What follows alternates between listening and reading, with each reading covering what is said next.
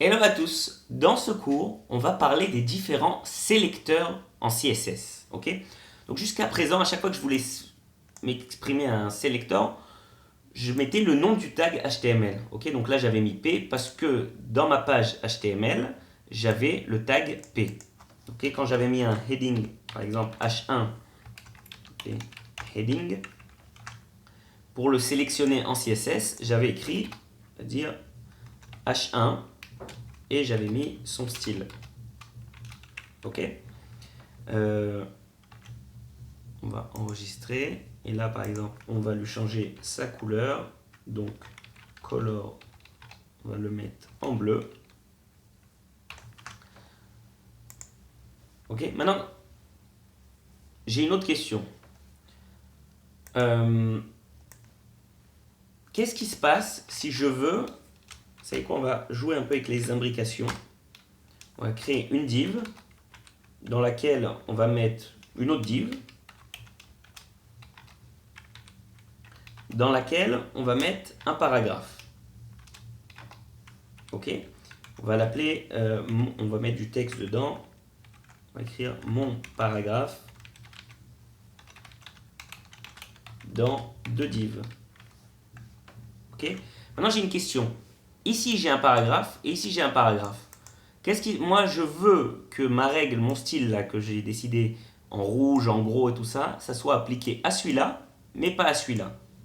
Ou vous savez quoi, inversement, que ça soit appliqué à celui qui se trouve dans les deux divs, mais pas au premier. Ok, donc déjà je rafraîchis notre page. Vous voyez que pour l'instant il est appliqué aux deux. Ok, donc comment je peux sélectionner spécifiquement le paragraphe, celui-là qui est imbriqué dans deux divs. Donc pour écrire ça, le selector, on peut utiliser les imbrications. C'est-à-dire que là, si j'écris div, qui est dans une autre div, dans laquelle il y a encore un paragraphe, et bien ce paragraphe qui se trouve entre deux divs, je veux lui donner un style spécial. Et par exemple, je veux que sa couleur, on va dire déjà, je le veux beaucoup plus petit, font size 15 pixels, et sa couleur, on va la mettre gris. Okay. Donc là, qu'est-ce que je veux? Je veux que ce paragraphe-là qui se trouve entre les deux divs, et ben ça soit ce style-là qui s'y applique. Voilà. Donc, pour exprimer l'imbrication, c'est-à-dire j'écris ma première div, espace, ma deuxième div, espace, et mon paragraphe.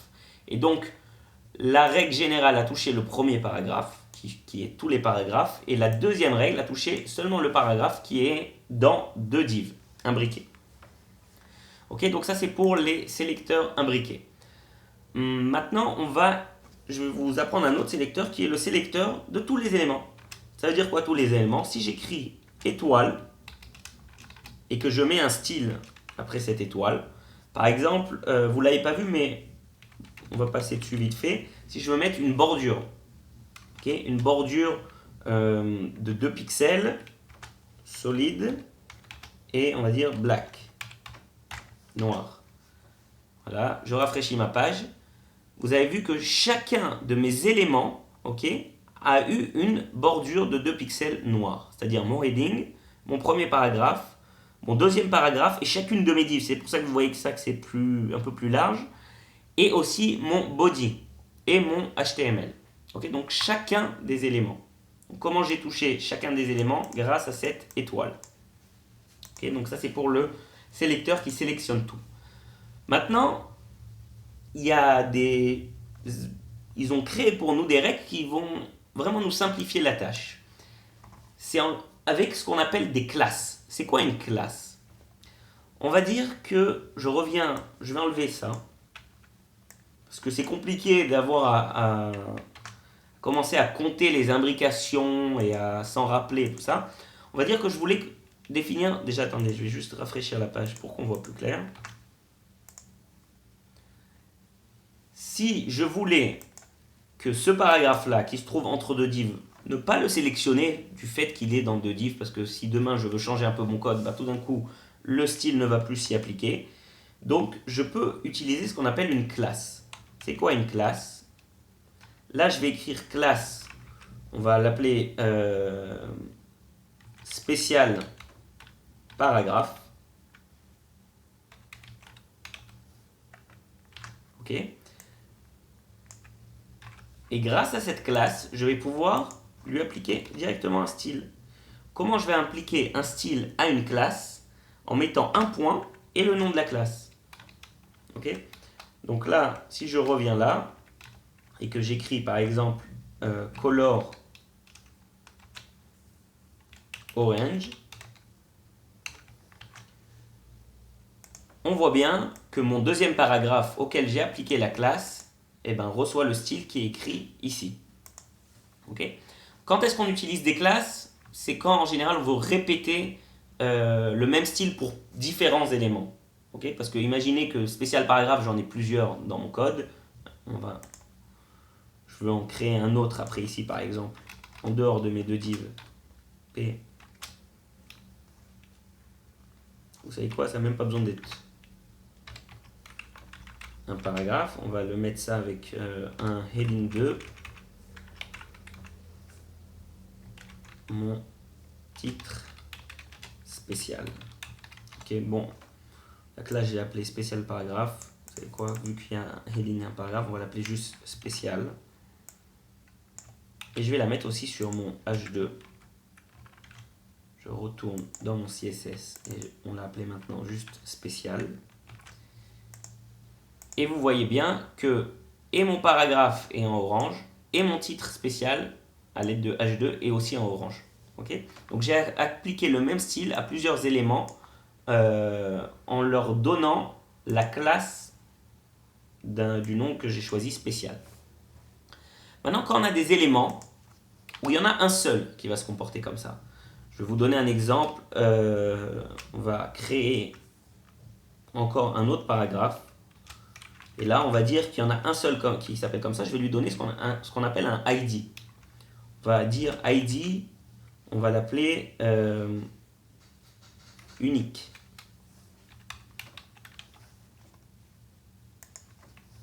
Mon texte unique. Par exemple, mon texte unique, que j'ai mentionné avec un ID, dans mon CSS, je vais lui appliquer un style en utilisant dièse unique. Ok. Et par exemple, on va dire que déjà, attendez, je vais vous rafraîchir la page.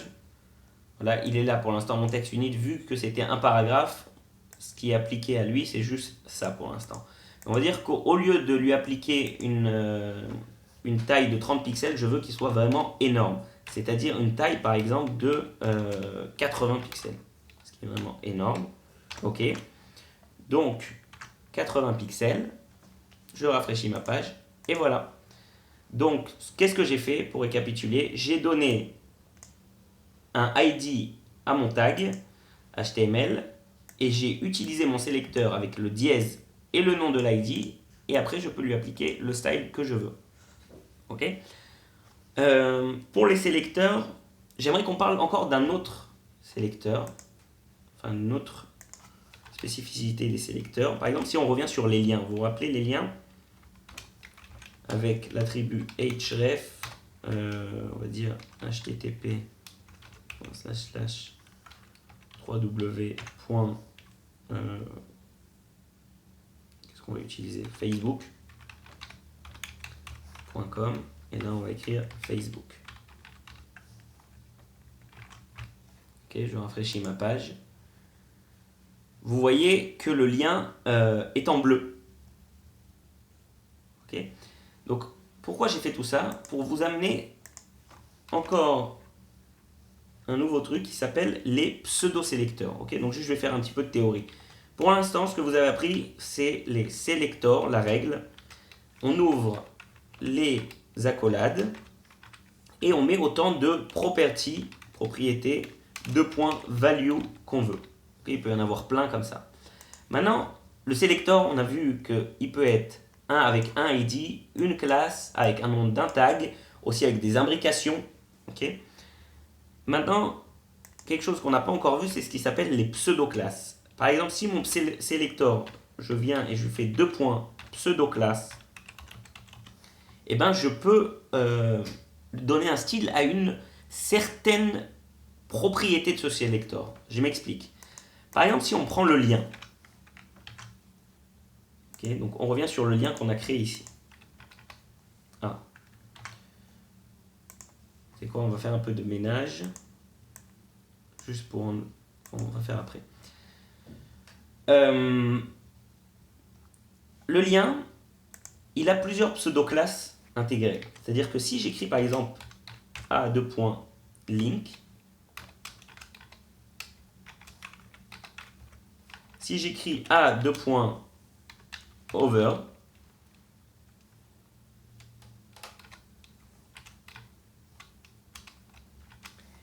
et je peux aussi écrire dans le lien, par exemple, A2.visited.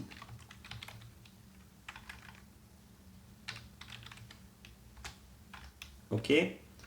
Donc, où je veux en venir? C'est le même lien. Maintenant, ce lien, je peux lui expliquer des différents styles en fonction de ses états. A2.link, c'est le lien quand il n'a pas encore été cliqué. A2.visited, c'est le lien une fois que j'ai déjà cliqué dessus. Et A2.over, c'est le lien quand je passe ma souris dessus. Ok, donc vous voyez que pour l'instant, j'enregistre, je rafraîchis, j'ai rien changé. Maintenant, si j'écris A2.link et que j'écris par exemple color, ok, orange, ok, bah mon lien, quand il n'a pas été visité, il est devenu orange. Ok, maintenant, quand je l'ai visité, on va le visiter pour vous montrer tout simplement. Voilà, j'ai ouvert. Ok, bon, on voit bien qu'il essaye de se rendre sur la page Facebook. Je vais revenir à notre page. Et maintenant, le lien, il est visité. Donc, par défaut, il s'affiche en violet. On va dire que moi, je ne veux pas qu'il s'affiche en violet, mais en vert une fois qu'il a été visité. Donc là, j'écris color green. Je rafraîchis ma page. Et voilà, il est en vert. Et on va dire que quand je passe ma souris dessus, je veux qu'il devienne... Est-ce qu'on va lui mettre une autre couleur encore? Color blue. Ok? Donc, je rafraîchis ma page. Ah, mais par contre, en fait, comme il est à la fois visité et over, si je veux que ça marche, je dois écrire le over après le visité. Ok? Donc, voilà. Et maintenant, quand je passe ma souris dessus, vous voyez qu'il devient bleu. Donc, c'est quoi ça? Link, visited, over, c'est des pseudo-classes. Okay, il y en a plein des pseudo-classes. Encore un petit exemple de pseudo-classe. Par exemple, si j'avais fait une liste de paragraphes, on va dire, je vais enlever tout. Voici mon paragraphe 1. Voici mon paragraphe 2, 3, 4. Ok, 2, 3, 4. Donc voilà pour le HTML. On va changer maintenant le CSS. Je veux, par exemple, donner un style spécial à mon paragraphe qui est le premier. Le premier enfant de son container. First child. Okay, ça aussi, ce first child là, c'est une pseudo-classe. On va dire que juste le premier, je veux lui mettre une font size de 30 pixels. Là, je rafraîchis. Vous voyez, tous mes paragraphes ont une taille normale par défaut et juste le premier a une taille de 30 pixels grâce à cette pseudo-classe. Ok, donc pour récapituler, qu'est-ce qu'on a vu? On a vu les sélecteurs imbriqués. On a vu le sélecteur qui permet de tout sélectionner. On a vu le sélecteur de classe. On a vu le sélecteur des ID. Et on a vu le sélecteur de pseudo-classe. Voilà, c'est tout pour les sélecteurs.